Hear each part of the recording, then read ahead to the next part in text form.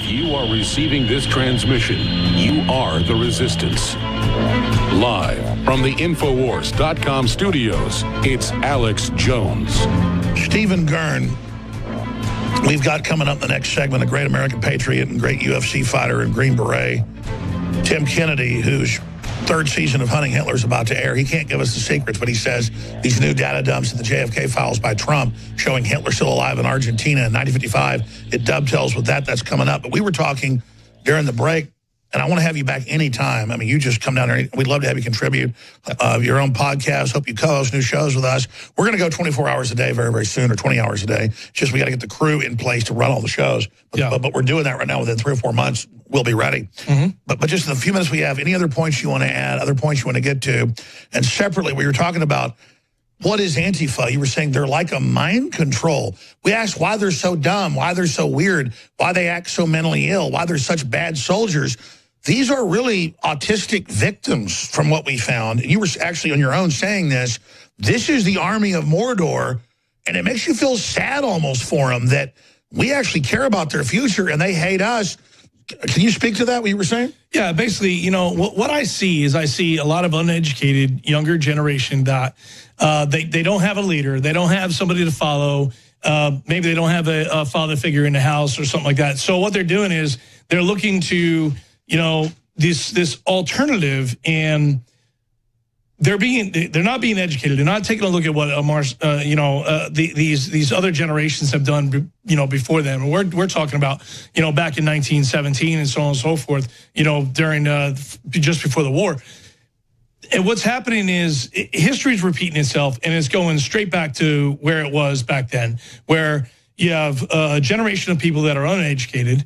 And I don't mean, you know, they're not learning in school or they're not smart. They can do electronics. They're not historically. They're not street smart. Right. They're not, and they're not looking up, you know, what the history is all about and actually learning what happened in history. And we are destined to repeat the same thing. And when you approach them and you say, hey, do you know what a Marxist movement is? Do you know what this is? Do you know what that is? They don't even know they're in it. They don't, and that's the biggest thing. They're shock troops, Bolshevik Revolution, 100 years later, like you said, and they don't even know. They don't, and they're being pushed into this because they don't want to look for the information themselves, read about it, understand it. So they're being put into this because, one, you know, talk about mind control. They're soldiers for George Soros and the globalist and communist and don't even know it.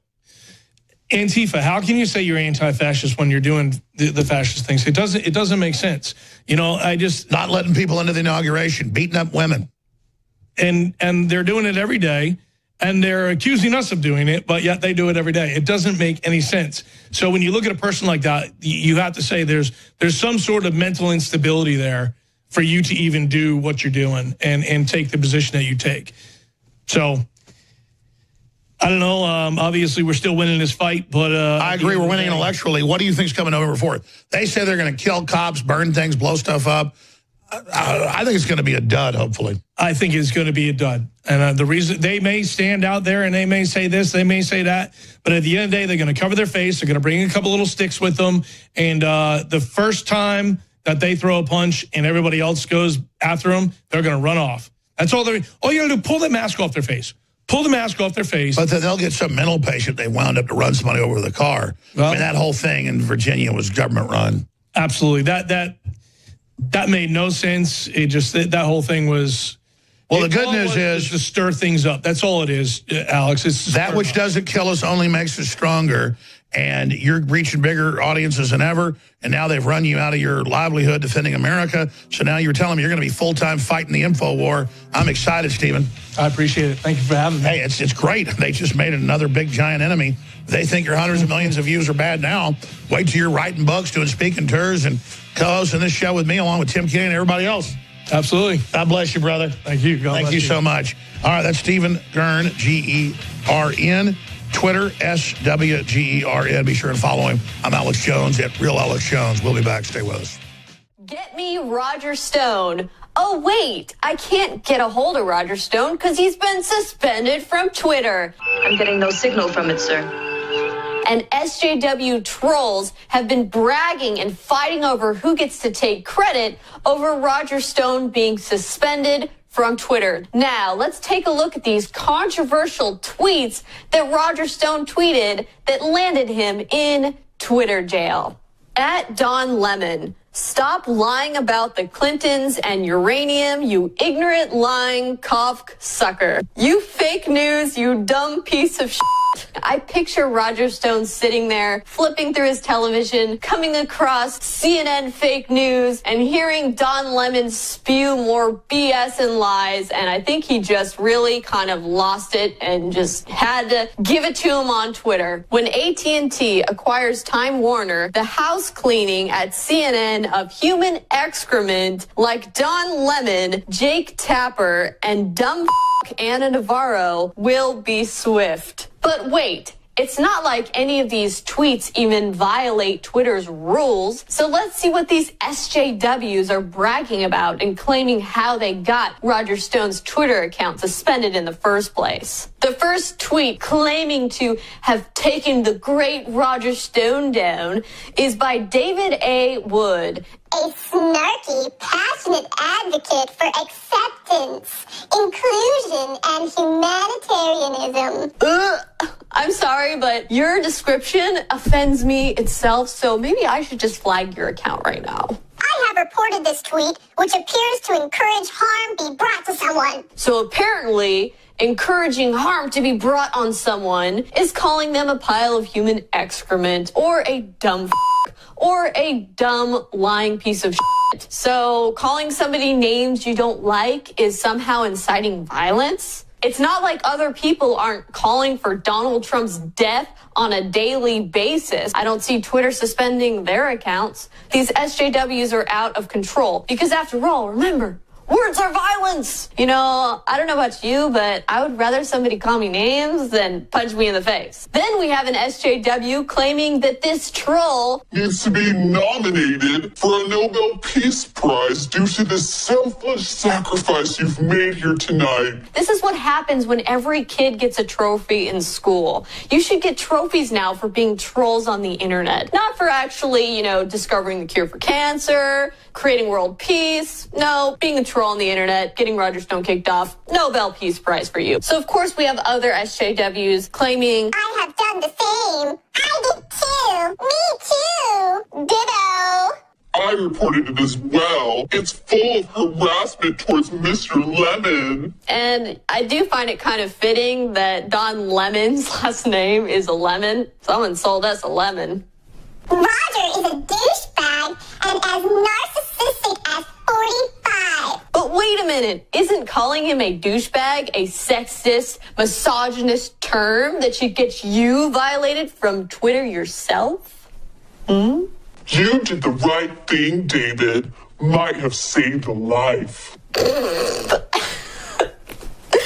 I'm sorry, saved a life? Aren't we getting a little bit dramatic? Dear Netflix, cut your ties with Roger Stone. I'm closing my account and will not be opening it as long as you're promoting this racist POS. I'm sorry, but how the heck is Netflix promoting Roger Stone by doing a hit piece propaganda film about him? But wait, we have another person letting the original troll know he reported Mr. Stone first. I reported it before I saw your tweet. I did it first.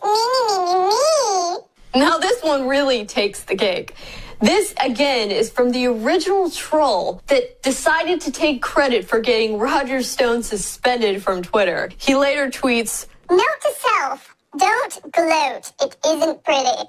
Yes, he has been bombarded with trolls. We're talking SJW trolls saying, no, I did it first. I get the Nobel Peace Prize. I get the trophy. Hypocrite much? Double standard much? Or just liberal logic? All right, for the rest of the hour, Tim Kennedy, my good buddy, Green Beret, Patriot, UFC fighter, talk show host of an investigator on hunting Hitler, is with us. And I was trying to get him on a month ago about hunting Hitler because the third season was coming out. He said, I got to wait. But then this weekend, I'm on his Twitter and I'm on my feed and I see, okay, I didn't read these new documents out of the JFK stuff. And sure enough, I went to the National Archives. There it was. Hitler in 55 photographed in Argentina, like everybody always said. They found the witnesses, the old submarine, German mansions built in the middle of mountains. I mean, wow. Now, you can't tell us the new stuff. This is a short segment, but coming up, you're telling me, Tim Kennedy, this is dead on. Yeah, we've known it for a long time. People have suspected it, but we have real evidence. Like, you cannot deny the proof that we've found. You can't deny the documents that are being released. I mean, so third season is the total money shot of a hit show. We found things that people have been looking for 75 years. And we found actual evidence. God, you found the submarine and all the rest of it. I mean, yeah. I mean, a real U-boat with the capabilities of transporting high-value But there's targets. Germans everywhere. I mean, they admit a lot of them did go over there. We had the Operation Paperclip here. Yeah, the fascists, the enemy of our friend, or how does it go? Our the enemy, our friend's enemy is our friend. Yes, Yeah. it's the enemy of my enemies, my friend. Yeah, there we go. We hated socialism. We hated communism. I still do. And in the South, we found that fascism was an opportunity to fight communism growing in Venezuela and Argentina. So these fascist dictators, we maybe even helped. And we found real evidence of what they're doing and how they're doing it. It was frightening.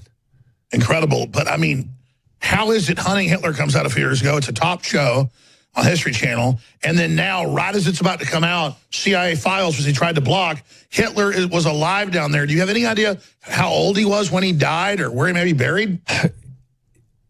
Well, first of all, thanks for the CIA for releasing that 30 days before the TV show comes out. That's fantastic work. I had all total to do with that. No, whether he died in that bunker where he didn't, we took a different approach for this season. We did the exact same thing that everybody has done in the past 10 years searching for terrorists. The way that we caught bin Laden, the way that we caught Zarqawi, we looked at their network. We followed the information, the trails and the evidence of the people that were facilitating these high-level Nazis.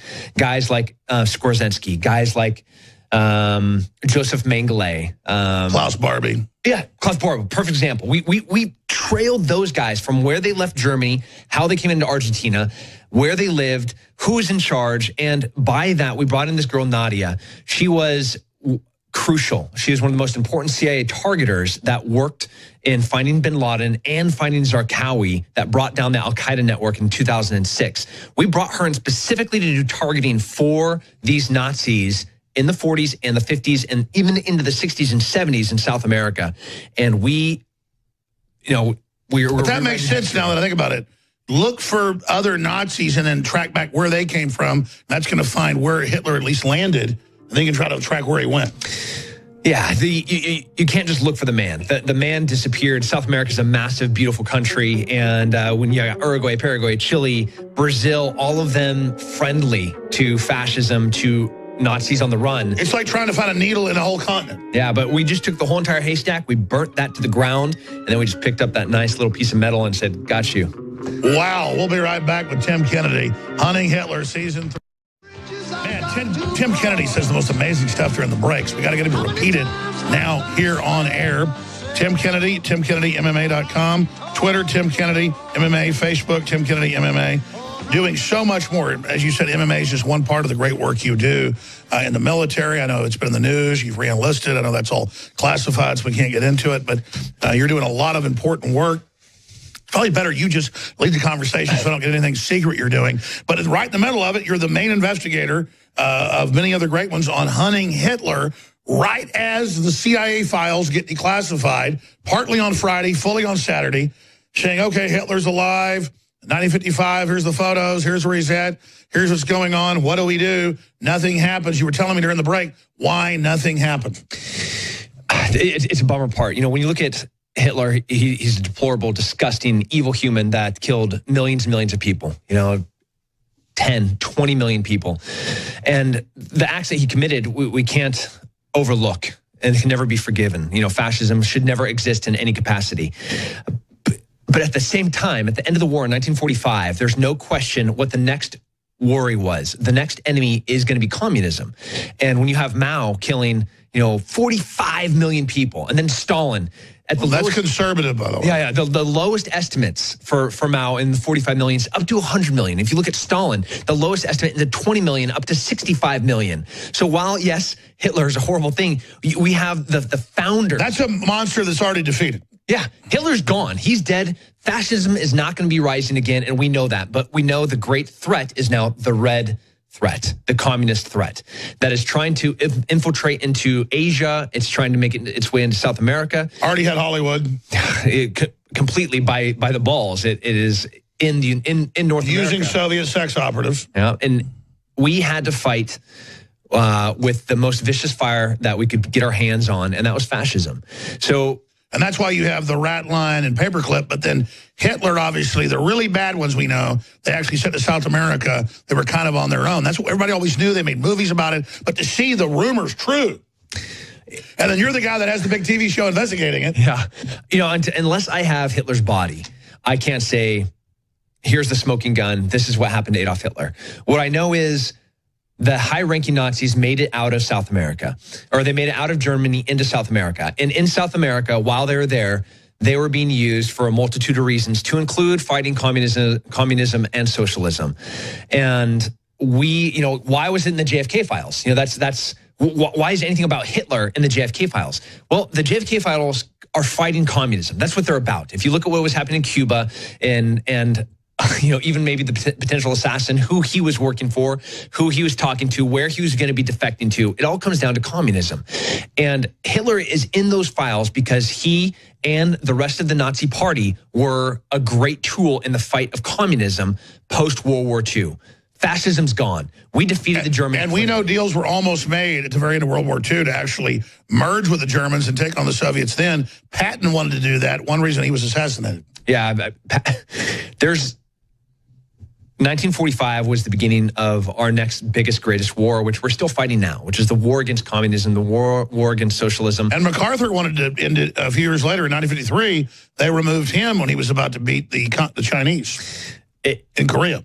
We've never truly defeated the communist ideals, and I don't know for what reason. We have had multiple opportunities where we could have crushed them, but we just kind of let them exist. And or it perpetuates, I don't know, the war. And now Antifa is literally... They don't deserve that name, by the way.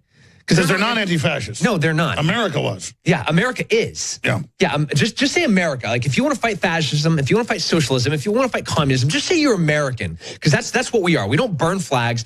We don't take a knee when the beautiful national anthem. We don't ban people's free speech. We don't wear black uniforms. That's communism and fascism. So, again... I mean, so obviously they're communists. They know they're communists. A lot of them, though, don't even know who they are. They claim they're going to cause civil war this weekend. I think it's going to be a dud.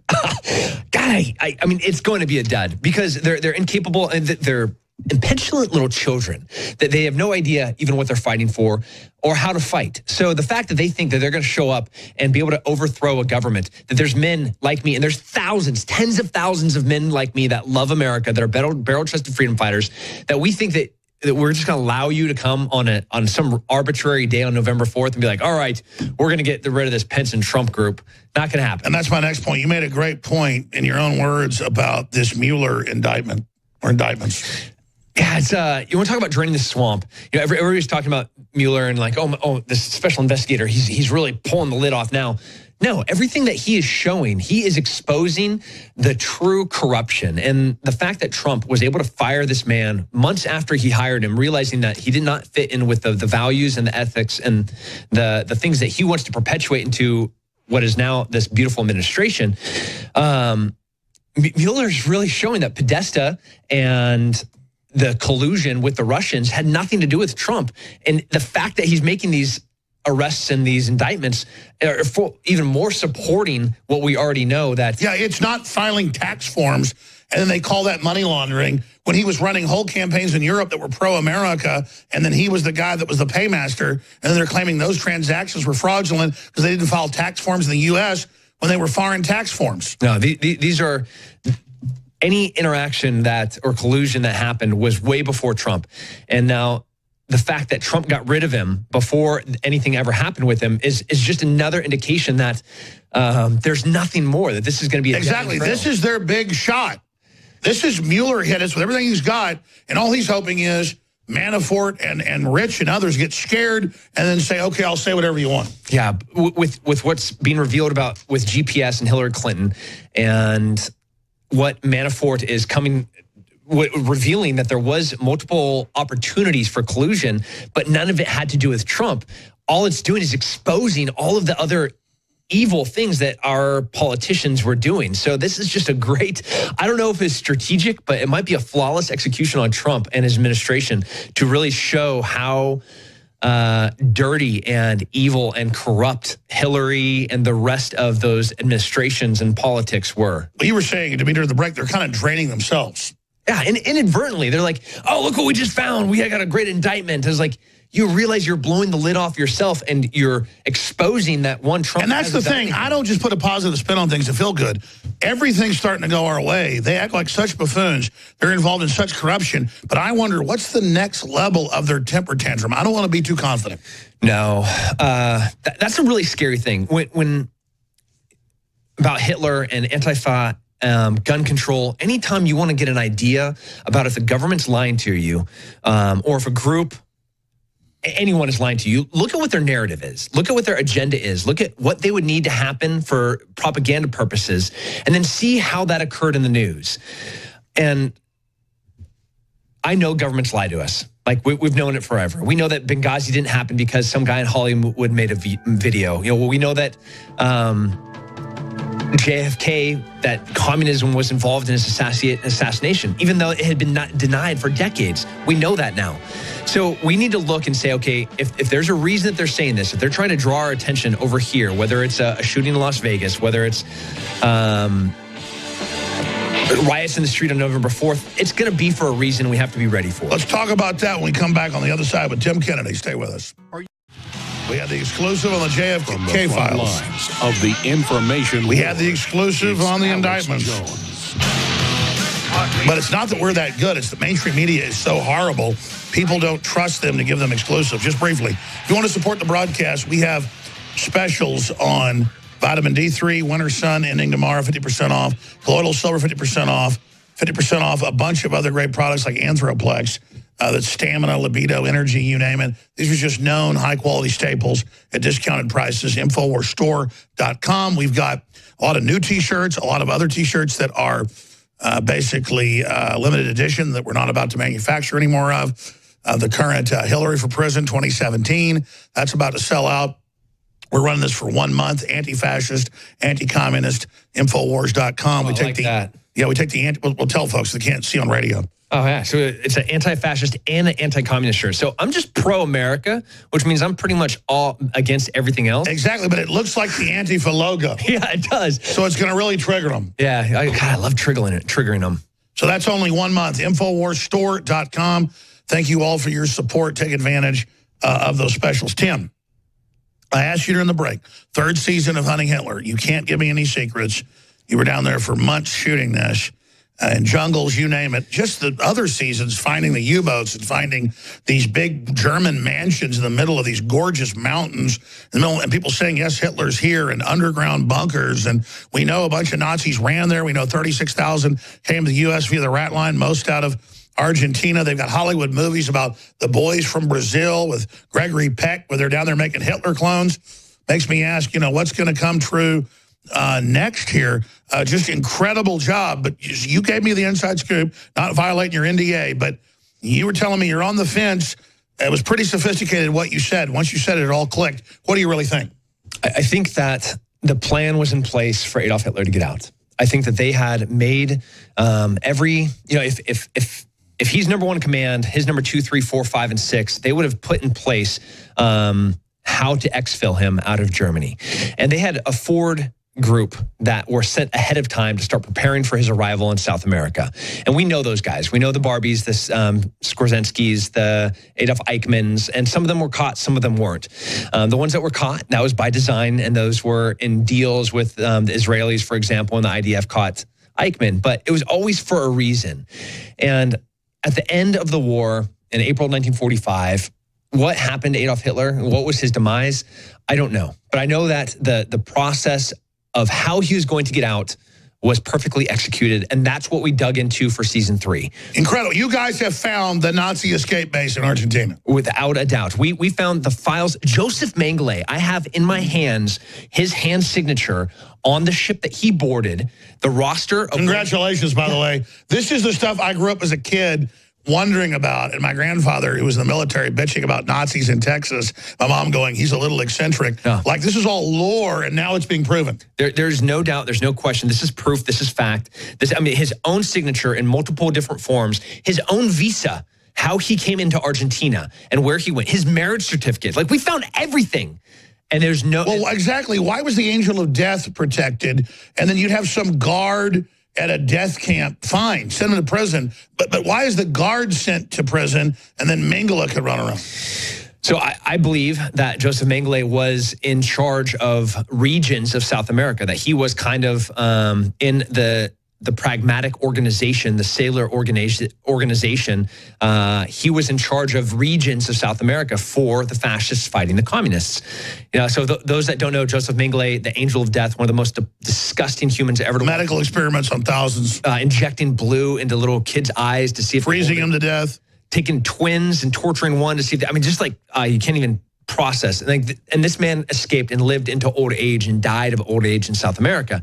And a lot of it was from my research, they had trillions of days money hidden, and so they parlayed that into deep state groups. So a few Nazis got busted here and there when they weren't coughing up the goods. Yeah, but not anybody crucial, not anybody important, not anybody. The ones that got caught, they had either served their purpose and they had kind of expired their usefulness, or they were such an asset that they were able to be traded and exposed and handed off, like Adolf Eichmann, when he was given to the Israelis. It was for a reason, and a reason to create a better, stronger partnership with the Israeli intelligence agency when we handed him to them.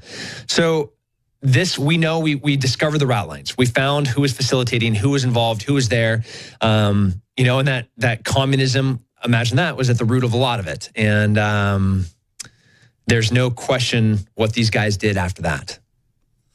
Wow. And I got to say, this has been going on like 3 years. Or how long's Hunting Hitler been going on? Yeah, the investigation's been going on for 3.5 years now. 2 hit seasons, which the first was amazing, historic in Europe. The second I thought was incredible. The third, you're telling me, really delivers. Well, the others already did. How it's crazy to have this come out in the JFK files 30 days before your show's about to hit. Wow, congratulations. Yeah, I mean, History Channel called up, you know, the director of the CIA and said, hey, could you please release these for us? No, I mean... Is it synchronicity or serendipity? Yeah, I don't know. It was fate. Well, let's just bring him in briefly, because with this next segment, you're going to be co-hosting with us. Dr. Jerome Corsi, best-selling author, worked for the State Department and a lot of other important work, fighting the globalist. I know you're an expert on the Nazis as well. One area of the JFK files, I know you knew JFK yourself personally. What do you make of Trump? Really delivered, in my view. These files are basically unredacted. No wonder they didn't want these to come out. These are incredible. By the way, congratulations on the series. You know, I also wrote a book called Hunting Hitler, which did very well, preceded your series. Same name, Hunting Hitler. I didn't even know that. He's done everything. I love it. And we agree. I mean, I came to the same conclusion. And of course, I didn't have all the documents you had, but I have enough of the documents to know that the FBI was hunting Hitler in Argentina. By the way, this is serendipity, synchronicity. I've known Corsi 20 years. I didn't even know he'd written this. I'm now in the twilight zone. Sorry, go ahead. Well, and I've admired the work you've done on the Hunting Hitler HBO series. I think it's spectacular. I wish I'd had the research budget to go down and do what you guys have done. But you've really broken the case wide open. And now that we have these caches of documents coming out of the FBI on what really happened to Hitler, I think it's indisputable. I was about to say, though, I mean, I knew you were an expert on Hitler and stuff. I'd forgotten. Remember years ago that you'd actually written that book. You'd mentioned it. You've done so much. It's just crazy. InfoWars reporter, Dr. Corsi, honored to have him here. But how crazy is it without me even knowing? I just thought, hey, we ought to have you on today when Tim Kennedy's here. And then it's just all... But separately, what do you make of Trump? Because we'll get into the whole indictments with Tim and you in the next segment. Why is Trump doing this? This is so hardcore because the media is spinning it that he didn't do anything. Well, the other presidents blocked it. He didn't. Well, I mean, first of all, I think Donald Trump fully appreciates that he's facing a deep state threat himself. And this gets clear today. And I've been writing about this all day, all morning, about the Manafort. You've been saying for 6 months they're going to indict Manafort, and then next they're going to go after Trump. That's right. And Trump's got to watch it because the Mueller and the FBI, they're crooked prosecutors. And Trump is going to release the files. And I think he's not going to be satisfied here. There's also thousands of pages that have been released before that are still redacted. And we're going to encourage Trump to go back over the whole file and release everything unredacted. And it might not hurt to send us into the CIA to look around and ask a few questions. I mean, I'm sure that there are yet documents that are hidden and squirreled away that we might never get at. But this treasure trove we're getting is making it absolutely clear that when the assassination occurred, the FBI, the CIA, and Johnson were all in a rush of judgment to declare that Lee Harvey Oswald was the Sure, even CBS shooter. has the headline that Hoover told folks, we're going to say it's a lone gunman, get that out. Tim Kennedy's our guest. Popping in is Dr. Jerome Corsi, who I had no idea, I'd forgotten. He's written so many best-selling books, wrote Hunting Hitler. We have the host of Hunting Hitler here. So this is True Twilight Zone. We'll be back. Stay with us. Infowars.com, newswars.com, prisonplanet.com. Those are censored sites. We got breaking news so big, it makes my head spin. Live from the Infowars.com studios, it's Alex Jones. Everything they do to us, they then say we're doing. They're a bunch of Russian agents sold out to every country that'll buy them off. They say we are. Well, now, shock video on Infowars.com. This just broke. Trump supporter mows down dreamers in Soros-funded ad. It's a little black kid and a little Muslim girl. As a Muslim girl, she wouldn't be allowed outside. And she also wouldn't be going to school, so sorry. Exactly. And you've got a guy with a Gadsden flag license plate, and then he's got the name of a guy, Gillespie, who's running for Congress on the back of it with a rebel flag, and he runs them over. And they claim tenuously that they can use what happened in Virginia, in Charlottesville, as the pretext, when all three leaders of the white supremacist groups turned out were working for Obama just a year ago. I want to roll this shocking ad with children in fear porn, in murder porn, being run over on America's streets by the evil white man. And then we've got, I forgot to show it, we've got the Austin Chronicle, just to show, this is this week everywhere, every American city. It says, armed white male. That's the new Halloween horror person, Halloween mask on the cover. So talk about Hitlerian propaganda. It's happening. Here is the new George Soros ad. Nice little kid playing basketball. Mm-hmm. Exercising, that's good. Here comes the rebel flag. Total race war is what they're pushing. Poor Hispanic child has just been running. Here comes the truck. Here comes the white man. Run! Man, Soros is a joke. They're running. It's Gillespie running for Congress. Run, the poor little Muslim girl. Of course, it's the Muslims using the cars everywhere to run people over. But again, that's what you do. You project it onto America and the evil white man. And now the big Ford heavy duty. Is that a Ford or is that a... That's Ford. Big Ford. That's his nightmare. It was just a nightmare. Oh, poor... Is this what Donald Trump and Ed Gillespie mean by the American dream? Latino Victory Fund paid for it and is responsible for the content of this advertisement. It's like, yeah, well, go to an Islamic country and you really will have that happen to you. I mean, this is next level. At best, like you could wish that little girl, I bet she wished that she got run over by a truck, because otherwise she'd be sentenced to a lifelong of enslavement. You know, she couldn't go to school. She wouldn't have a backpack. She wouldn't be walking down the street. None of those things would be happening in any of the places that I go and work. Her genitals would be cut off. Oh, it's complete mutilation. So every instance of whether it's London Bridge or it's France during the Patriot Parade, these have been radical extremists hopping in vehicles and running over people. I'll tell you what, if you're scared and you're a Hispanic Latino and you're walking down the street and you're worried about somebody coming and getting you, I'm driving a big white Ford truck right now. Run to my truck. You're going to be safe. And by the way, get your own Second Amendment. You're an American. Here's mine right here. Yeah, that's how it works. But my best friend sitting in there, he also drives a massive big Ford truck. Run to him. I do too. I'm driving a silver one. No, Ford should be pissed off by this ad. I'd be infuriated. But what I'm saying is the people, the freedom-loving Americans, those are the ones that I've put my life on the line multiple times. Well, this just shows how desperate they are. I do it right now. It's incredible. You were pointing out that you think this will drain the swamp. They've bitten off more than they can chew. It looks horrible. They're totally above with corruption. Dr. Jerome Corsi, your story's top linked on drudgereport.com, dealing with the fact that FBI reliance on discredited fusion GPS Russia dossier threatens Manafort prosecution. The next 5 minutes, give us the data boil down, the inside scoop we broke yesterday, who would be indicted today, about what's really happening here. Yeah, and also I meant to say the History Channel for your special. And sure, I've taped the shows and watched them multiple times. We're in complete agreement. You're doing a job. Let me break this down. What has happened is that the FBI went and used this fusion GPS dossier, which they paid for, to the FISA court as the basis to get a wiretap, electronic surveillance, on Manafort for well over a year.